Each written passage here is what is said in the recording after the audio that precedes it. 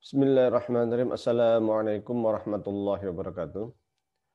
Alhamdulillahirabbil alamin wassalatu wassalamu ala asyrafil anbiya'il mursalin sayyidina wa maulana Muhammadin wa ala alihi wa sahbihi ajmain amma ba'du.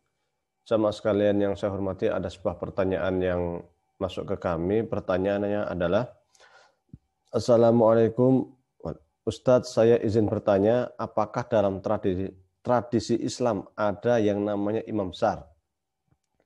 Seperti yang sekarang ini ramai dibicarakan. Imam besar dalam tradisi Islam. Sebelumnya mari kita lihat arti imam sendiri. Imam itu arti aslinya adalah di depan. Amama itu depan. Jadi secara bahasa imam itu artinya di depan. Dan ketika kita melihat di dalam Al-Quran, arti imam juga di depan. Fangtakomna minhum wa innahuma labi imamim mubin. Maka kami membinasakan mereka dan sesungguhnya kedua kota itu benar-benar ada di paling depan, berada di muka. Jadi imamin, muka.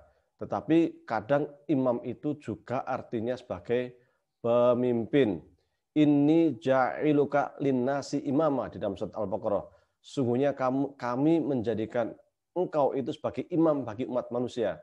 Ini terkait dengan firman Allah tentang Nabi Ibrahim. Inni ja'iluka linnasi imaman. Sesungguhnya kami menjadikan engkau, wahai Ibrahim, imam, pemimpin bagi umat manusia. Jadi imam yang di sini artinya pemimpin. Melihat dua kosakata tadi dari Al-Quran, maka imam bisa dua makna. Yang pertama, imam itu bisa artinya di depan. Yang kedua, artinya pemimpin. Pemimpin itu kenapa disebut imam? Karena dia posisinya juga paling depan. Kalau kita melihat sejarah Islam, kata imam itu sering juga dijadikan sebagai lakop atau julukan. Julukan kepada seorang pemimpin. Imam Ali karamallahu wajhah itu julukannya Al-Imam. Imam Ali. Maksudnya adalah Khalifatul Muslimin. Kalau Abu Bakar julukannya Khalifah. Khalifatul Muslimin. Kalau Umar julukannya Amirul Mukminin, tetapi Ali, Sayyidina Ali julukannya adalah Al-Imam. Dan istilah pemimpin dengan julukan Al-Imam ini berkembang di dunia Syiah. Seperti Imam Ali, Imam Hasan, Imam Husain, Imam Ali Ridho, Imam Zaid dan sebagainya. Mereka itu adalah para pemimpin-pemimpin Syiah atau pemimpin politik Syiah.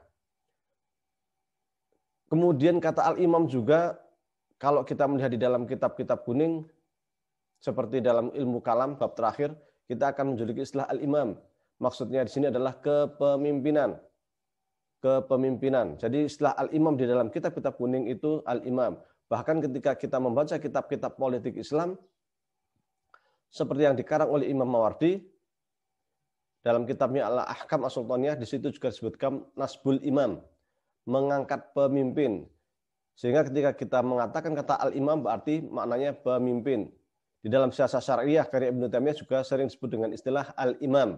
Artinya pemimpin. Adapun imam besar itu digunakan juga di Syekh Azhar. Syekh Azhar itu julukannya adalah Fadilatul al-Imam al-Akbar. Grand Syekh al-Azhar atau imam besar al-Azhar. Jadi sesungguhnya kata imam itu adalah pemimpin. Istilah imam besar digunakan di Al-Azhar dengan julukan imam besar Syekhul Azhar. Jika di Indonesia ada istilah imam besar, itu adalah sekedar istilah. Siapapun boleh menggunakan istilah tersebut, baik untuk dirinya sendiri ataupun orang lain. Meskipun kalau untuk dirinya sendiri barangkali terkesan sombong, tetapi istilah itu sendiri ada di dalam sejarah Islam dan memang dipraktekkan di beberapa daerah Islam, baik istilah imam saja ataupun imam besar. Prinsipnya istilah itu tidak bertentangan dengan hukum Islam dan itu sesungguhnya adalah istilah-istilah biasa. Boleh seseorang itu menggunakan istilah al-imam, boleh menggunakan kalau untuk pemimpin itu khalifah, boleh itu menggunakan amir mukminin, boleh menggunakan kata sultan ya kan, boleh menggunakan kata raja dan lain sebagainya. Itu merupakan istilah-istilah yang biasa dinisbatkan kepada seseorang jika seseorang tersebut mempunyai kafaah atau kemampuan. Bahkan kata-kata al-imam sering juga disebutkan untuk orang yang mempunyai ilmu yang cukup luas seperti Imam Abu Hanifah, Imam Syafi'i, Imam Qurtubi maunya, Imam Hambali, Imam Maliki, Imam Asy'ari, Imam Ibnu Taimiyah, Imam Ibnu Qayyim Al-Jauziyah dan sebagainya.